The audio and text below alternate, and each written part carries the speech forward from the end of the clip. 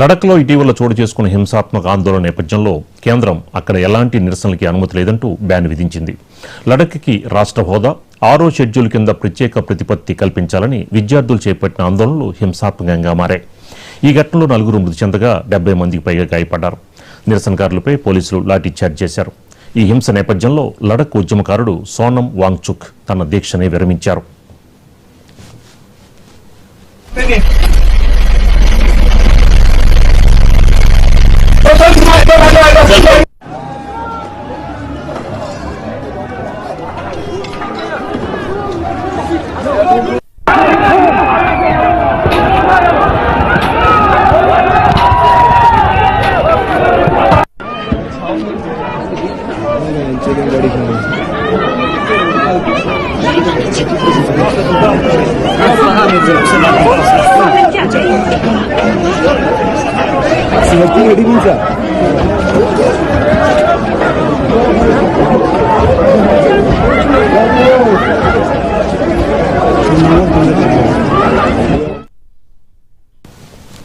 లడఖ్లో ఇటీవల చోటు చేసుకున్న హింసాత్మక ఆందోళన నేపథ్యంలో కేంద్రం అక్కడ ఎలాంటి నిరసనలకు అనుమతి లేదంటూ బ్యాన్ విధించింది.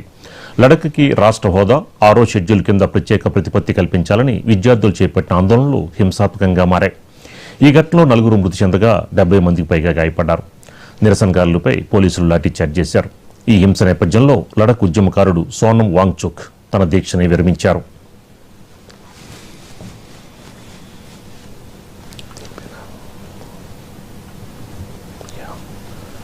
లడఖ్లో ఇటీవల చోటు చేసుకున్న హింసాత్మక ఆందోళన నేపథ్యంలో కేంద్రం అక్కడ ఎలాంటి నిరసనలకి అనుమతి లేదంటూ బ్యాన్ విధించింది.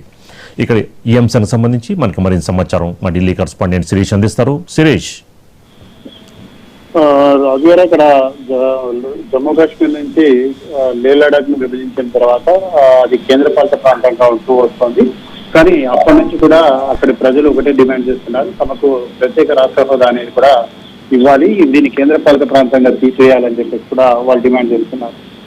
సో అక్కడ ఇంతకుముందు కనుక చూసినట్లయితే లే అపెక్స్ బాడీ వింగ్ అనేది కూడా రాష్ట్ర హోదా కోసం గత కొద్ది రోజులుగా ఆందోళన చేస్తుంది. ఆ ఆందోళన అనేది కూడా ఈ రోజు హింసాత్మకంగా కూడా మారింది. ఆందోళనకారులు ఎవరైతే ఉన్నారో వాళ్ళపైన పోలీసులు టీర్ గ్యాస్ అనేది కూడా ఉపయోగించడంతో కొంత పరిస్థితి అనేది కూడా మరింత ఉద్రిక్తంగా కూడా మారింది. స్టోన్ పెయింటింగ్ కు ఇది దారి తీయడం కూడా జరిగింది. అంటే ఆందోళనకారులు రాళ్ళు గారు అయితే పర్యావరణవేత్త సోనం వాంగ్చుక్ అక్కడ 15 రోజులుగా కూడా హంగర్ స్ట్రైక్ అనేది కూడా నిర్వహిస్తున్నారు. హంగర్ స్ట్రైక్ అనేది కూడా అక్కడ శాంతి కోసమైన ఈ ప్రయత్నాలన్నీ కూడా చేయడం జరుగుతుంది. సో ఈ రోజు జరిగిన ఆందోళన కనుక చూసినట్లయితే అక్కడ 4 చనిపోయారు, దాదాపు 70 మంది వరకు కూడా గాయపడ్డట్టుగా కూడా తెలుస్తోంది. సో పరిస్థితిని అదుపులోకి తెచ్చేందుకు కేంద్ర బలగాలు కూడా ప్రయత్నాలన్నీ కూడా చేస్తున్నాయి. ఎందుకంటే లే లడఖ్ లో ఆర్మీ అనేది కూడా ఎక్కువగా డిప్లాయ్ చేయబడి ఉంటుంది కాబట్టి, ముఖ్యంగా లే లడఖ్ సంబంధించి లే అనేది క్యాపిటల్ సిటీ, లేలోనే ఎక్కువ జనాభా అనేది కూడా ఉంటుంది. అక్కడే ఆర్మీ ఎస్టాబ్లిష్ అనేవి కూడా ఉంటాయి కాబట్టి వాళ్ళు పరిస్థితిని అదుపులోకి తెచ్చేందుకు ప్రయత్నాలన్నీ కూడా చేస్తున్నారు. ముఖ్యంగా రాజ్యాంగంలోని 6th షెడ్యూల్ ప్రకారం లడఖ్ కి ప్రత్యేక హోదా అనేది కూడా రాష్ట్ర హోదా అనేది కూడా ఇవ్వాలని చెప్పేసి కూడా చెప్తున్నారు. సో దీనివల్ల ఈ ఆందోళన అనేది కూడా జరుగుతుంది.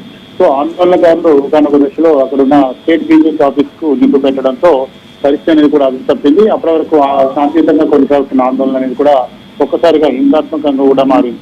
ఆ వెంటనే పరిస్థితిని అదుపులోకి తెచ్చేందుకు పోలీసులు టీర్ గ్యాస్ షెల్స్ అనేది కూడా ప్రొటెస్టర్ల పైకి యూజ్ చేయడం కూడా జరిగింది. దాంతో వాళ్ళు రాళ్ళు గారు దీంతో పరిస్థితి కూడా ఉద్దేశంగా కూడా మారింది.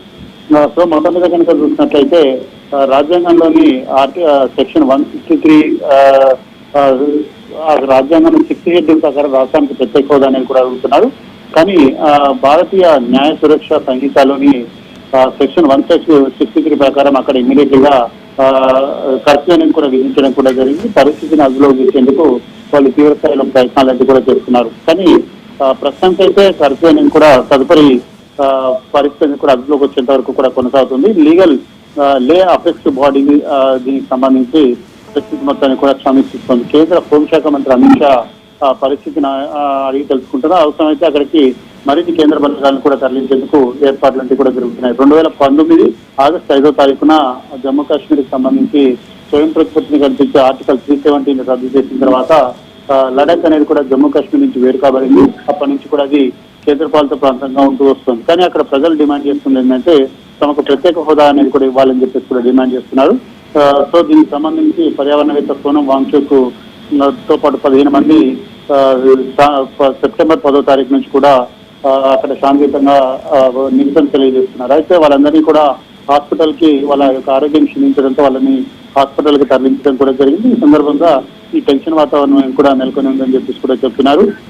సో మొత్తం మీద కూడా లే అపెక్స్ బాడీ అదేవిధంగా కార్గిల్ డెమోక్రటిక్ అలయన్స్ దీనికి సంబంధించి పెద్ద ఎత్తున కూడా ఆందోళన కూడా చేసేందుకు ప్రయత్నాలు చేస్తున్నాయి. అక్టోబర్ 6వ తారీఖున మరోసారి చర్చలకు వాళ్ళని ఆహ్వానించడం కూడా జరిగింది. సో కేంద్ర ప్రభుత్వం జోక్యం చేసుకుని పరిస్థితిని చక్కదిద్దే ప్రయత్నం కూడా చేస్తుంది. యా శిరీష్, అంటే మొన్న నేపాల్లో చూసాం యువత ముఖ్యంగా ఇలాంటి ఆందోళన నేపథ్యంలో, మరి ఈ రోజున లడక్ లో ముఖ్యంగా ఇలాంటి అంశాలకు సంబంధించి యువతే ముందుకు కదులుతోంది. ఈ అంశాల నేపథ్యంలో ప్రభుత్వాలు ముందస్తు జాగ్రత్త చర్యలు తీసుకుంటే ఇలాంటి సంఘటనలు జరిగే అవకాశం ఉండదు కదా. కానీ అక్కడ లే అనేది కూడా చైనాకి బార్డర్ గా ఉంటుంది. అక్కడ పరిస్థితి అనేది కూడా పూర్తి స్థాయిలో కంట్రోల్లోకి వచ్చిన తర్వాత అక్కడ రాష్ట్ర స్థాయి హోదా ఎందుకంటే 370 రద్దు చేసిన తర్వాత జమ్మూ కాశ్మీర్ కి ప్రత్యేక హోదా అంటే ఆ పూర్తి స్థాయి రాష్ట్ర హోదా అనేది కూడా ఇవ్వలేదు. ఇక్కడ లేక్ కూడా ఇవ్వలేదు. కానీ అక్కడ జమ్మూ కాశ్మీర్ లో ప్రభుత్వం అనేది కూడా ఉంది, ఇక్కడ స్థానిక ప్రభుత్వం అనేది కూడా లేదు.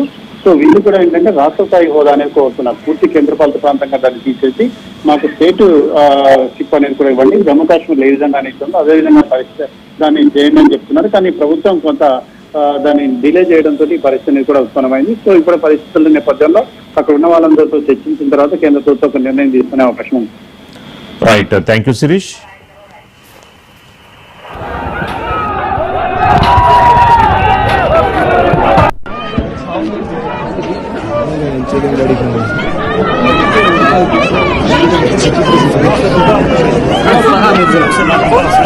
क्या चाहिए